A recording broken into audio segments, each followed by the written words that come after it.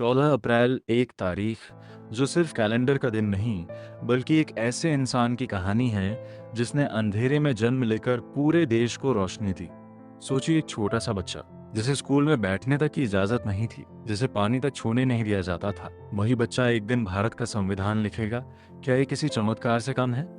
ये कहानी है डॉक्टर भीमराव रामजी अंबेडकर की। 1891 में जन्मे अंबेडकर ने बचपन से ही भेदभाव का दर्द झेला। समाज ने उन्हें अछूत कहा, लेकिन उन्होंने खुद को कभी छोटा नहीं माना। किताबें उनके हथियार बने और शिक्षा उनका सबसे बड़ा सहारा। जब लोग उन्हें रोकते रहे, वो आगे बढ़ते रहे। कोलंबिया यूनिवर्सिटी और लंदन स्कूल ऑफ इकोनॉमिक्स जैसे संस्थानों से उच्च शिक्षा लेकर उन्होंने दुनिया को दिखा दिया कि प्रतिभा जाति की मोहताज नहीं होती। लेकिन असली सवाल ये है, वो हमारे लिए इतने महत्वपूर्ण क्यों है?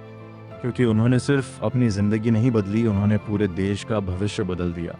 जब भारत आजाद हुआ तब सबसे बड़ी चुनौती थी एक ऐसा देश बनाना जहां सब बराबर हों, और इस जिम्मेदारी को उठाया अंबेडकर ने।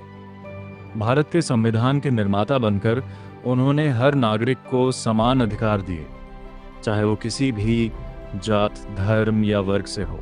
उन्होंने हमें सिखाया कि असली आज़ादी सिर्फ अंग्रेजों से नहीं बल्कि सोच से भी होनी चाहिए। अगर समाज में बराबरी नहीं है तो विकास अधूरा है।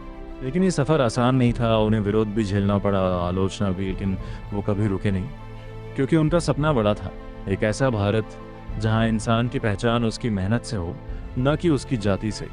आज जब हम अम्बेडकर जयंती मनाते हैं तो ये सिर्फ एक उत्सव नहीं, एक याद है कि हम किस संघर्ष से यहाँ तक पहुँचे हैं। तो खुद से एक सवाल पूछिए, क्या हम सच में उस भारत को बना पाए हैं जिसका सपना अम्बेडकर ने देखा था? अगर नहीं तो ये कहानी अभी अधूरी है, क्योंकि अम्बेडकर सिर्फ एक नाम नहीं, एक विचार है।